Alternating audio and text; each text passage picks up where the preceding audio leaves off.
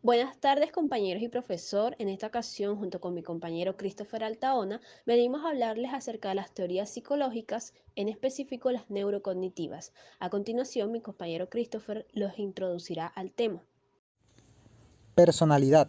El diccionario de psicología de Friedrich Dross en 1978 menciona que personalidad viene de persona y no del latín personare como se creía anteriormente, sino que parece provenir del concepto etrusco persona, que significa máscara, sino más exacto de la máscara característica de Fersu, dios de la tierra.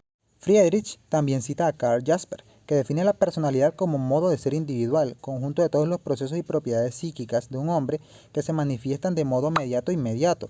Todos los procesos y manifestaciones psíquicas en cuanto son indicación de una unidad individual de un todo, comprensible como unidad a través del tiempo, que son vividos por un individuo con la conciencia de que se trata de su propio sí mismo. Esto constituye la personalidad. José Sánchez en 2005 nos dice que existe una corriente de pensamiento que plantea que la personalidad es una amalgama de muchas cosas y resuelve todo conflicto clasificando a los individuos como seres biopsicosociales. Todo comportamiento es personal, pero no todo comportamiento aparece como personal en igual grado, y no solo por aparecer algo diferenciado del de otros individuos, no solo por su carácter idiosincrásico, sino por el grado en que se haya involucrada, refiriéndose a idiosincrasia como lo único que representa a cada ser humano en su conducta. Una de las cosas más sobresalientes de la conducta humana es la diversidad encontrada a través de los grupos e individuos, pero, como menciona Fierro en 1996, esta diversidad no ocurre al azar o de forma desorganizada, va ligada a pautas, patrones o perfiles fácilmente identificables y característicos de las personas. Estos patrones constituyen un fenómeno con al menos dos elementos relevantes. El primero es el hecho diferencial y de diversidad en circunstancias idénticas o parecidas. Cada humano interactúa de forma diferente. Y la estabilidad comportamental, que dice que las diferencias y similitudes son de grado. Estarán con mayor o menor fuerza según el punto de vista del observador y la escala de análisis. El análisis de la personalidad criminal tampoco es sencillo, debido a la dificultad de predecir la conducta humana. Sin embargo, gracias a los estudios clásicos que se han venido realizando, se pueden obtener una serie de rasgos o características frecuentes entre individuos o colectivos de delincuentes. Esto por lo general son dos elementos. Primero está el diagnóstico de la capacidad criminal o temibilidad apoyada en la novicidad y la inintimidabilidad. La novicidad es lo dañino que pudo haber sido el acto y la inintimidabilidad es si el autor se detuvo o no por las repercusiones que pudieran tener ese acto delictivo. Y segundo, tenemos el diagnóstico de la inadaptación social, que consiste en el estudio de los rasgos de temperamento, las aptitudes y necesidades instintivas. Jurídicamente, el estudio de la personalidad de un individuo privado de su libertad de manera legítima es de naturaleza administrativa y un dictamen emitido por un experto, mediante el cual se establecen las peculiaridades del delincuente y sus motivos de ejecución del hecho ilícito, para determinar el grado de peligrosidad y para ser utilizado al momento de dictar la sentencia. Cronológicamente es de interés el término peligrosidad, por ser esencial en el estudio de la personalidad. Este término, según Cuello en el 2003, suele considerarse como la posibilidad o probabilidad existente en una persona de cometer un delito. Se distinguen dos tipos de peligrosidad, una que es social o antes del delito, en esta se pueden ver lo que son los vagos, los mendigos, los rufianes, etc. Y una posterior al delito, que consiste en haber intentado o realizado un acto delictivo. Para determinar si el procesado es peligroso, se debe realizar el estudio de su personalidad, puesto que para aplicar las sanciones, el juzgador debe tomar conocimiento directo del imputado. Y este estudio posee un múltiple valor, como es un valor criminalístico, jurídico, psicológico y criminológico.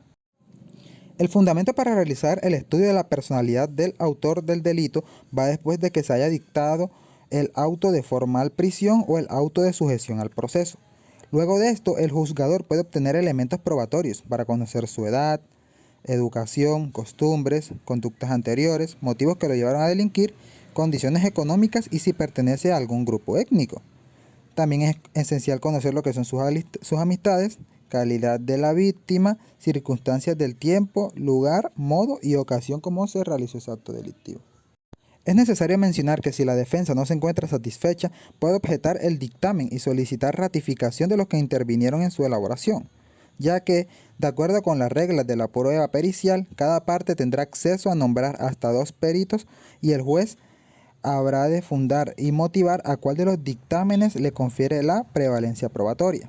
En el dictamen criminológico de la personalidad contiene lo que es el diagnóstico, el pronóstico y en su caso el tratamiento que requiere el sujeto que realizó el acto delictivo. Hablando del criminodiagnóstico que establece en el cuerpo de peritos, se determinará la capacidad criminal, su adaptabilidad social y su estado peligroso para tener un tratamiento adecuado. El estudio se determinará la peligrosidad del sujeto atendiendo a los siguientes criterios. Bajo, que se considera como primo delincuente, baja capacidad criminal y alta adaptabilidad social. Tenemos la B o media, que también puede ser un primo delincuente o reincidente. Lesiona a la sociedad, existe necesidad económica, carece de interés de superación, trabajo inestable antes de cometer el delito. Y como último, tenemos la alta, que es un multireincidente o habitual, baja capacidad de adaptación social, alta capacidad de planeación delictiva, sin deseos de superación laboral o académica y rechazo del grupo familiar. Este estudio se realiza en base a la criminología clínica y se sigue el paradigma etiológico, porque es elaborado con causas, factores, estímulos, condiciones, circunstancias, modalidades, etc., buscando todo aquello que diera el nacimiento del hecho punible, sea biológico, antropológico, físico, fisiológico o de cualquier orden. En todo este tema es pertinente hablar del estado peligroso, que puede definirse como el comportamiento del que, con gran probabilidad, puede derivarse un daño contra un bien jurídicamente protegido. Este cuenta con 2 tipos: la peligrosidad criminal, que es la posibilidad de que el individuo cometa un delito o continúe con una vida criminal después de cometer un delito, valga la redundancia, y la peligrosidad social, que es la probabilidad de que una persona se convierta en un ser parásito de la sociedad, o sea, un ser marginado o molesto para la sociedad. Esto detecta a personas que son para o asociales. Estudios en México. Autores como Griff en 1950, Sheldon y el matrimonio Gregg en 1950-1970, o el presidente de la Sociedad Mexicana de Psicología Criminal, Chargoy, en 1992, han trabajado conjuntamente la denominada teoría de la personalidad criminal. Esta presenta 7 rasgos, disposiciones conductuales o indicadores principales, y algunos de estos son representativos para el trastorno de personalidad antisocial o el disocial de la personalidad. Estos son: primero tenemos el egocentrismo, disposición conductual actitudinal que permite a un individuo valorar desde una posición personal los sucesos y acontecimientos que se desarrollan a su alrededor, sin permitir que los miembros de la sociedad modifiquen su esquema de valores, al no temer el enjuiciamiento de ésta. Segundo, tenemos la agresividad, que es una disposición conductual que posee una persona para causar daño moral o físico a otra persona, grupo, animal o cosas. Tercero está la indiferencia afectiva, que es una disposición conductual actitudinal que permite a una persona no presentar ningún tipo de repercusión afectiva ante el sufrimiento, dolor o daño sufrido por los miembros de la sociedad como consecuencia de su conducta.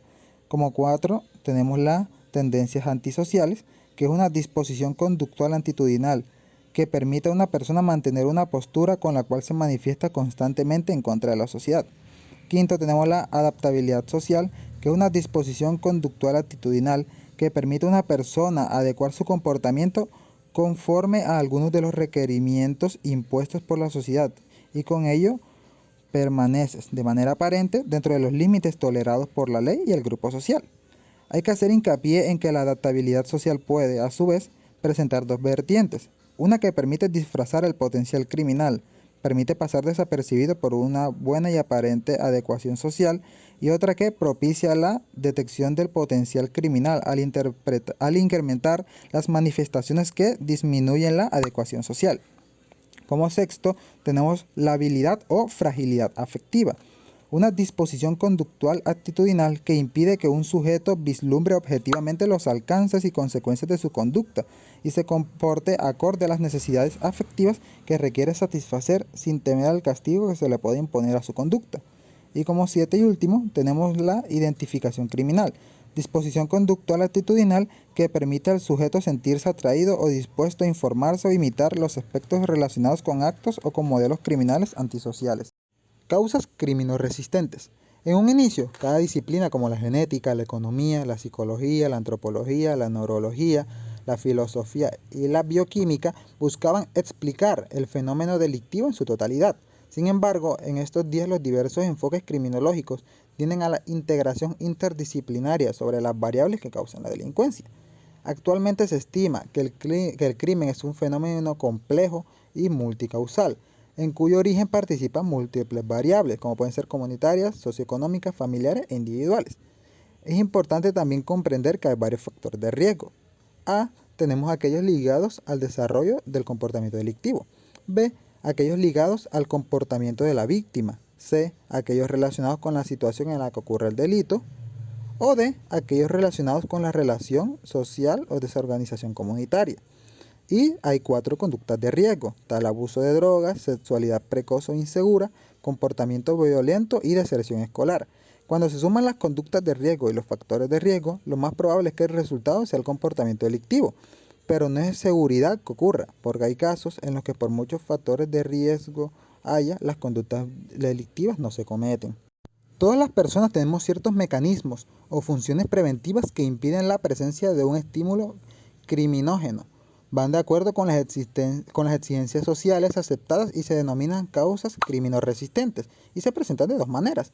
Primero, como intimidabilidad, que se da por temor a las consecuencias sociales, personales o familiares y a la imposibilidad de tomar una decisión que permita realizar una conducta antisocial, como por ejemplo, si veo el teléfono de mi amigo pero no me lo robo porque si me pillan esto puede causar repudio en mis padres, mis compañeros o en mi sociedad y por ende va a ser un problema para mí. Y segundo, tenemos la falta de novicidad criminal. Estos son aspectos físicos que se presentan tiempo antes de la comisión de una conducta antisocial. Es la carencia de habilidades, cualidades o medios que permiten efectuar una conducta antisocial. Por ejemplo, si quiero robar un banco, pero no tengo ni idea de cómo se hace o qué elementos necesito para hacerlo. Para Hirschi, esto se puede explicar en su teoría del arraigo social, en la que explica que aquellas personas que carecen del necesario arraigo social o de interés y sensibilidad hacia los demás, carecen también del indispensable control disuasorio, encontrando libre camino en el crimen, independientemente del estado social o nivel académico que tenga. Existe un concepto y un libro llamado El efecto Lucifer por el psicólogo Philip Zimbardo. Este está basado en el experimento de la prisión de Stanford de 1971, donde este psicólogo y 2 de sus estudiantes recrearon un ambiente carcelario bastante igual y eligieron a 24 estudiantes aleatoriamente de 75 que eran voluntarios. Tirando una moneda al aire se decidía quién hacía del papel de guardia o prisionero. Estos dos grupos vivieron en la cárcel día y noche y el objetivo era demorar 2 semanas. En la primera noche todo fue normal, pero ya en la segunda mañana hubieron prisioneros que se rebelaron y los guardias frenaron esta rebelión y crearon medidas contra los rebeldes. Después de eso, los abusos, la agresión o el placer sádico se convirtieron en una norma, ocasionando colapsos mentales en los prisioneros y causando que a los 6 días de iniciado este experimento no quedara ningún prisionero a causa de estos problemas mentales. Esto causó que chicos buenos y normales se corrompieran por el poder de su papel, demostrando que la gente buena puede convertirse en mala. Causas criminoimpelentes. Podemos entender que es altamente probable que una persona desarrolle una identidad criminal si no cuenta con resiliencia y sus derivados factores de protección, individuales, familiares o comunitarios. Tolerancia a la frustración, buen autoconcepto, códigos morales positivos, participación en actividades sociales, identificación con los valores convencionales, intimidabilidad, falta de nocividad criminal y tampoco muestra de apego a personas. por lo que lleva a los expertos a denominar las causas crimen impelentes conformadas por una inintimidabilidad, que es una falta de temor o miedo ante el reproche moral o físico y las consecuencias que se presenten a la conducta, castigos, sentencias, medidas de reclusión, pena de muerte, etc.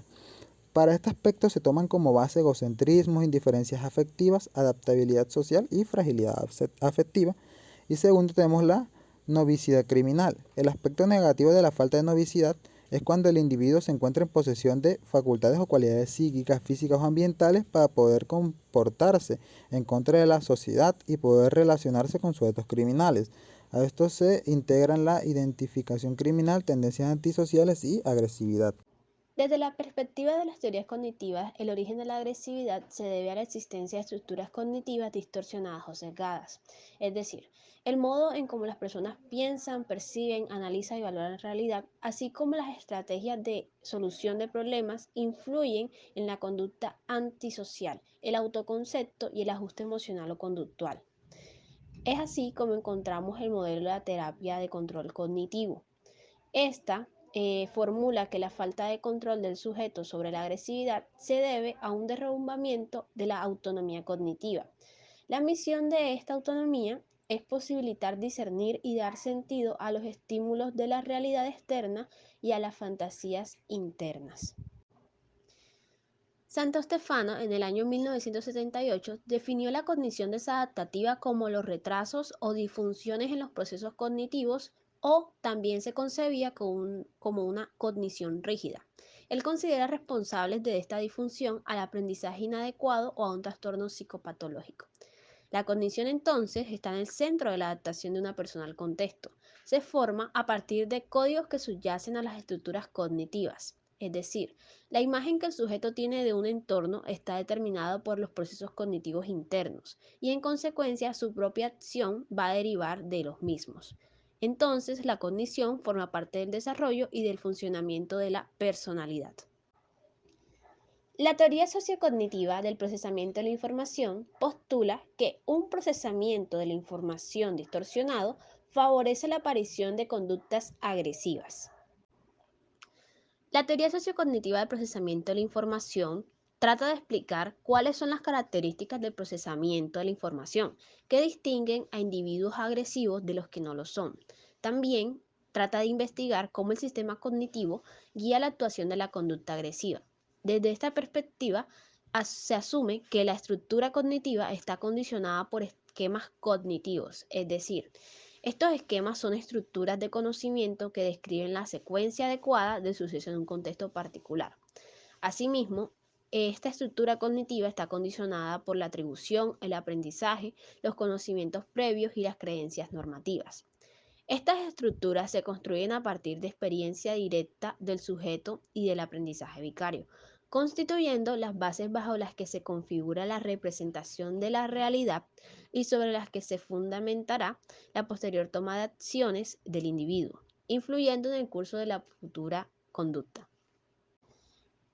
Gracias a la anterior información, Dodge y Frame en el año 1982 diseñaron un modelo conformado por 5 etapas sucesivas, denominadas proceso de descodificación, interpretación del proceso, respuesta de proceso de búsqueda, proceso de decisión y proceso de codificación. Estas etapas inducen a la reflexión y el análisis de la realidad, tendiendo a disminuir la probabilidad de realizar una respuesta desviada. Es decir, cuando los individuos fijan las ventajas de sus respuestas agresivas a las situaciones conflictivas, será más probable que desarrollen una representación cognitiva generalizada, en la que se une estrechamente el conflicto y la agresión formando un guión agresivo. Factores incidentes. Un factor que influye en el procesamiento de la información es la atribución, y de forma general se afirma que la capacidad cognitiva incide significativamente en la conducta delictiva. Tal es el ejemplo de los menores infractores que representan un retraso cognitivo. Piaget, en el año 1932, menciona que dentro del funcionamiento cognitivo destaca la importancia del desarrollo sociomoral. Y Colbert, en 1968, puntualiza que no todos los individuos han tenido la oportunidad de vivir experiencias necesarias que les permita desarrollar un nivel de conciencia moral que se ajuste a la demanda de la sociedad en cuanto al comportamiento. Es decir, si el sujeto no tiene la posibilidad de asumir posiciones vitales y cognitivas a través de experiencias como colaboración y ayuda, en las que pueda ubicarse moralmente, pues va a ser muy difícil que alcance un estadio más elevado de desarrollo sociomoral como la perspectiva social y la empatía. En el aspecto sociomoral, Vygotsky en el año 1978 consideró que estas concepciones sociomorales dependen directamente de la interpretación del sujeto, siendo este un ser que está influido por tendencias que le transfieren valores y la cultura de la sociedad. Esto también significa que todo aprendizaje particular se encuentra determinado por el contexto con el que interacciona el sujeto, es decir, la discriminación, la generalización, la anticipación y la extinción dependen del contexto en el que se efectúa. Si el contexto está cargado de violencia, estas estructuras se verán afectadas. Es por ello que él menciona que la formación de las estructuras cognitivas se realiza a través de un proceso de interacción social.